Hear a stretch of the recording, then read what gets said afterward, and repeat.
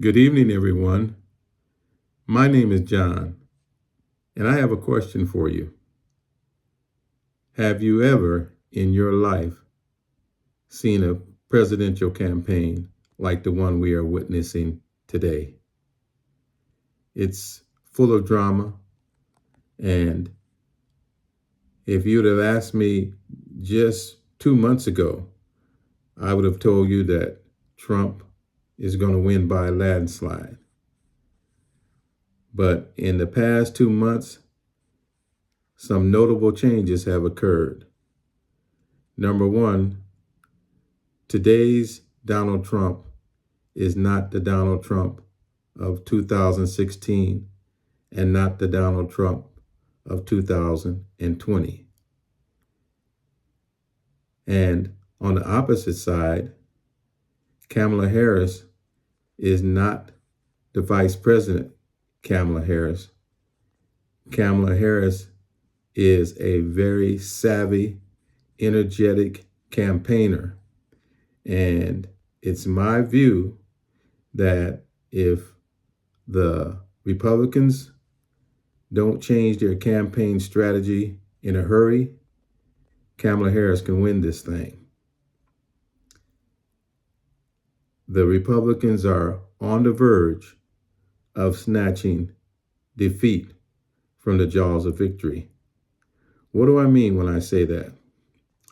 Well, in America, especially in American politics, it's possible to elect a warm bucket of spit if you package it correctly and run an effective messaging campaign. And the Democrats, with Kamala Harris leading them, are running a really savvy, energized campaign. Vice President Harris has a wardrobe that's just banging. She's got verve. She looks excellent on the campaign trail. A ton of positive energy. And despite all the mud that's been thrown her way, she's taken it with grace. She's remained on message. And last week, she made maybe 5 campaign stops in one day.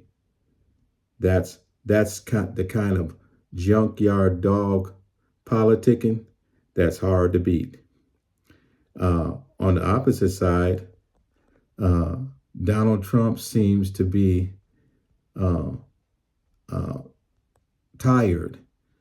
He seems to be kind of off focus.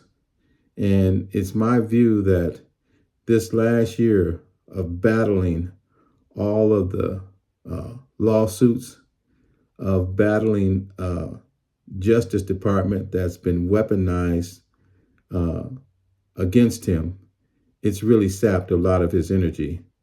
And I don't think a lot of people anticipated that. And I don't think that his campaign took that into consideration. But you can see it. He seems to be hesitant now. He's not as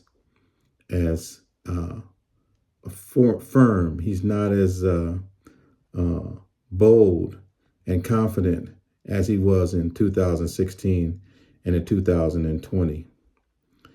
And Kamala is campaigning like she wants it. And for all of the NFL fans out there, all of you sports fans, you know that a favorite can get knocked off anytime when he runs into a junkyard dog that wants it more. And Kamala is campaigning like she really wants to be president of this country. She really wants to lead. And despite her faults, despite what all has been said about her, she is campaigning like, hey, Americans, trust me with your vote and I can get the job done. And so you have a contrast between one candidate who's hungry, who's energetic, who's checking all the boxes in terms of running a great campaign, and a candidate who's campaigning like she really wants it, as opposed to a candidate on the GOP side, a candidate like Trump, who is campaigning as if, hey, America, I'm the only choice available to you. And looking at the last 20 days, last 70 days as we run up to the election, that's not going to be enough. And I want to stress that I am not a Kamala Harris supporter, but I'm simply calling balls and strikes. And as I see it today, she has a great chance to win. And so we'll see in these next 70 days or so exactly how things shake out. But I mean, she's looking excellent right now. And as of today, the polling shows her at being maybe 2 points ahead of Trump, or 1.5 to 2 points ahead of Trump. But even though that's a small margin, we've got to factor in the fact that Donald Trump is really not the kind of candidate who runs well from behind. And so we're going to have to see how he handles that. One thing that was revealing to me was when Trump made the comment last week. He asked a question at a campaign stop. What do you think I should do? Should I take off the gloves with Kamala, and or should I? What should I do? And anytime a candidate is unsure, or anytime a candidate is asking the electorate for advice in the middle of a campaign, to me that's a sure sign of weakness, a sure sign of uncertainty. Another thing which I think is primary to the proposition that the Republicans may lose this is the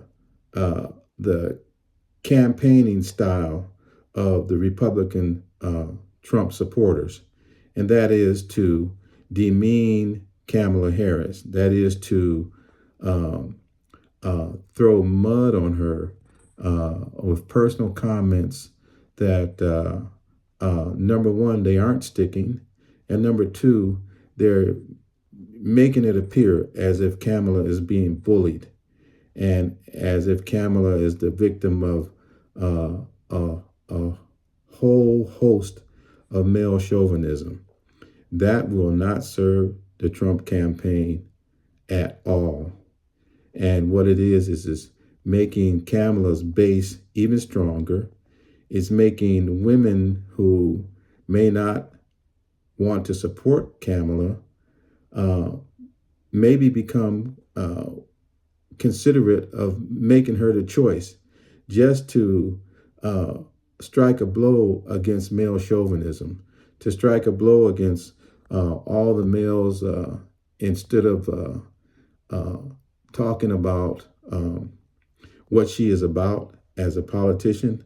They're steadily demeaning her as a woman and demeaning her as a person. And in today's politics especially, I don't think that's going to serve the Republicans well. So if I had a message for the Trump campaign, it would be, hey, look, don't take nothing for granted, and you need to change your campaign tactics quick, fast, and in a hurry, because Kamala Harris, she's going for the gusto.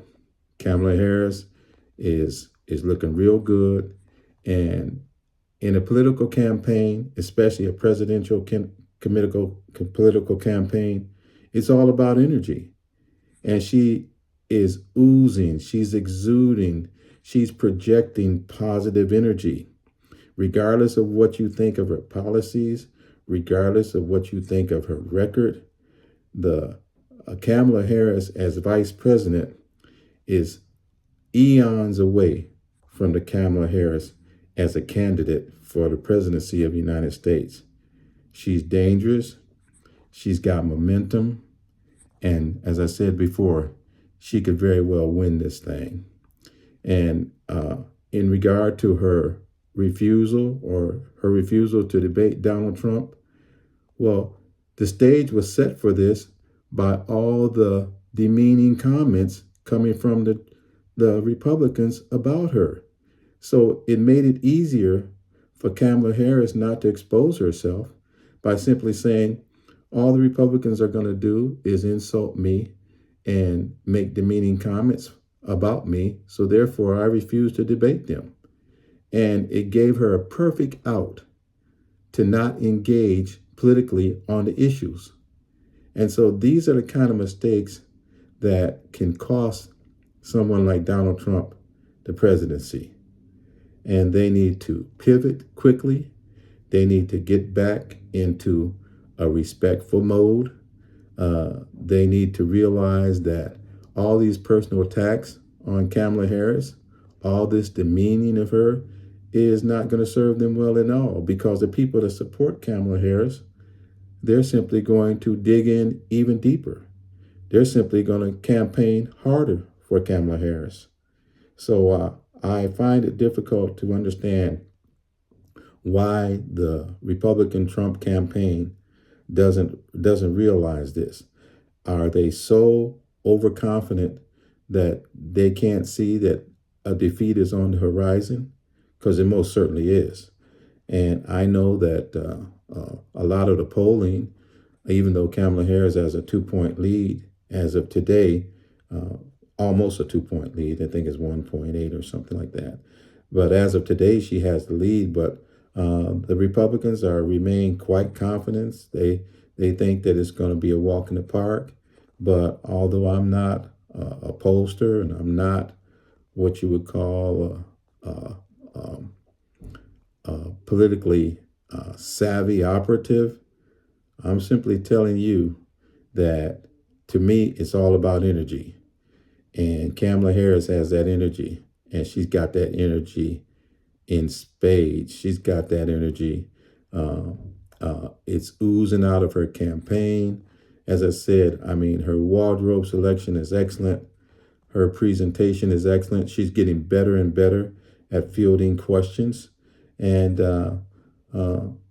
Trump, by the same token, is just looks like he's tired.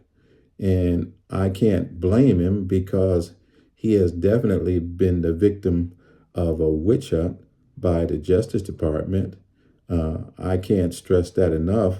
That is one of the primary reasons why I am a person who has never voted for Trump.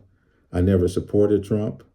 But I got to tell you, ladies and gentlemen, this lynch mob mentality of the Department of Justice just really turned me off. I don't care what Trump may be accused of, what he may have done.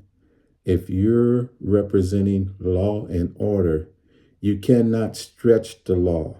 You cannot mold the law just in order to get someone. That's not what America is all about. And as I said, I have never been a Trump supporter. I've never supported Donald Trump and never voted for him. But I am a Trump supporter now, simply because of that one fact, that our Justice Department, the Department of Justice that so many American groups have depended on for protection, have depended on for getting justice before the bar, it's turned into a very partisan lynch mob. And as a Black man, I come against any kind of lynch mob, regardless of who the victim is. And that's my stance currently. Another thing that I find objectionable about the Democrats is that the foreign policy, sending billions of dollars overseas, ladies and gentlemen, when we have something like 350,000 homeless veterans, and the number is skyrocketing each and every day. When we have a president like Joe Biden, who, when the hundreds of people in Hawaii lost their homes to fire, he sent money, billions of dollars, to Ukraine and sent $700 lousy dollars to the people in Hawaii. And guess what's happening right now? Those people in Hawaii who got their homes burnt, in the big fire, many of them have lost their homes. And now wealthy, rich, predatory land speculators are buying up their properties. It's a doggone shame. And so because of that, because of a disastrous foreign policy, I simply cannot support the Democratic Party, not to mention the fact that in today's world, one of your grandchildren, ladies and gentlemen, one of your children that's less than 12 years old, or between 5 and 12 years old, they can leave your house and go to school knowing they're a boy and return from school that same day thinking they're a girl. Persuaded by whom? Persuaded by what? And when you object to it under your parental rights, those rights can be negated. And so I find these policies to be quite objectionable, and so that really is what informs my present stance. But again, just in calling balls and strikes, I've got to tell you that Kamala Harris has injected something new into this campaign. She's given hope to a lot of people, a lot of voters who are undecided, a lot of voters who are in the middle, that she can be a great president where she might have been a not so good vice president. And I'm here to tell you that she's dangerous to the Republicans. She can win this thing. And so I'm just asking you to stay tuned, and we'll have some more conversations in the future. I appreciate your time, and I thank you for all this viewing. My name is John. I'm just an old man with some questions, and God bless you. Talk to you later.